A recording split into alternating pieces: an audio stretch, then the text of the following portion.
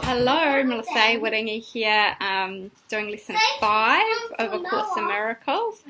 And so this is actually for me one of the first lessons.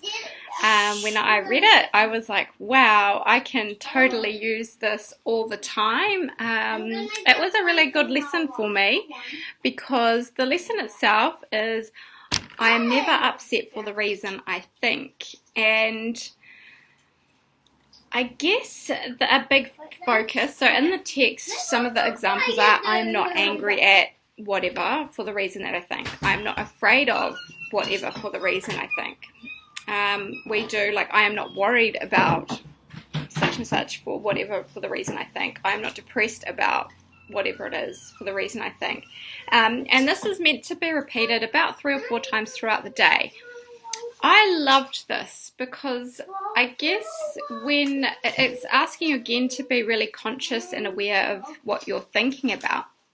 But it's also sort of suggesting to you that, you know, what's on the surface is probably not what it really seems. And this is probably where I've got so much of my freedom in this and the whole course, is that just realizing, like, whenever I feel something or think something that's in that upset scheme of things, I really challenge myself a lot. And I mean, it doesn't mean I don't ever feel those things for a moment, but quite often, like, if I have, like, fear's a cool example for me. What are you guys doing? Fear's a really good example for me because that's something that I will feel very fleetingly, and like that's something where this lesson just kicks in straight away. Like the second that I feel something that's remotely like fearful, I'm like, oh, that's just ridiculous, because it's not even a real thing. Like, it's just a figment of my imagination. So fear's a really good one for me because I, like, straight away I acknowledge it straight away. I just go, that's ridiculous. Like, fear doesn't ever sit with me for more than a handful of minutes. Like, I don't just sit there and go, look, I'm afraid of stuff and stop myself from doing things. I really just love it and just go, oh, that's just silly, like, just go for it. That's one my husband probably should play with a bit more, but he's not where I am, so it's his own journey. He's different. He actually is a lot better on some other things that I'm not. So, like, one for me, like, I get real angry. Can you believe it? Like, I get angry. I do. I have 3 kids. I'm not human if I don't get angry sometimes, but again, like, I can use this and tie into that and go, like, actually, no, I'm not angry for the reason that I think. Like, I'm angry because I'm triggered by something. I'm angry because, like, they're driving me nuts. I'm angry because I haven't got any peace, and, like, I like to have peace. And so then I'm going, okay, and it's not really that's not even the reason. Like, that isn't the reason. That's not the reason that I'm angry. You know, I'm angry because I haven't quite created enough peace inside of myself. And so it's like you just keep playing with that and taking it deeper and deeper until something shifts, and it does, it always does. So and I mean, for me, anger has been a big challenge, and so it's something that reoccurringly does come up, and I know a lot of mums who can resonate with that. I have come such a long way. Like, I have really trained myself quite well. Like, quite often I don't buy into it. I mean, that's not to say I don't ever get mad or angry, but it's a lot less frequent. And it does take a lot more for me to go down that path. And again, you know, if you're tired or run down or worn out and you haven't been taking care of yourself, of course, these things, they pop up more quickly, more easy. And then you just have to go and do the work again and just forgive and let it go. So another little line in here that they talk about is there are no small upsets. They're all equally disturbing to my peace of mind, because ultimately the goal, why we do A Course in Miracles, or why we take up any spiritual practice, is ultimately because most people have this craving for that peace, right? Like, nobody wants to live in a hectic mindset where things are chaotic and busy and hard and difficult and tiring and essentially a struggle. Like, we are seeking to have that peaceful mind, and nobody just comes across it.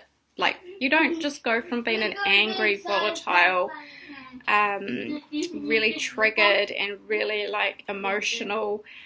Not to say that I don't get emotional either, but you know, you don't come from being the extremity of all the difficult stuff to serene and peaceful overnight, and like that doesn't, it's not realistic.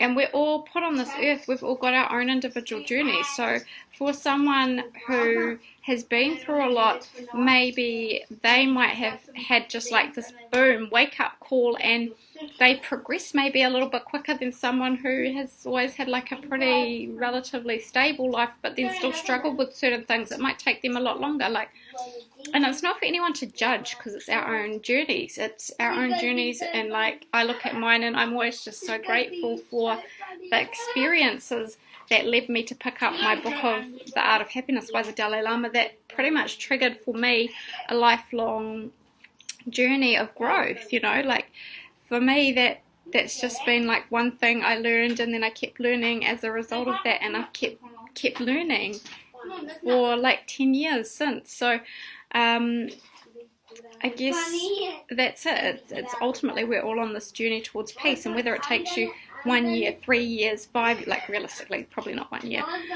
5 years, 10 years, 15 years, 25 years, it doesn't matter, because we're all on this earth for something similar, but something very different as well. Like we're all walking our own journeys. We've all got very different, very unique things that we all have to go through.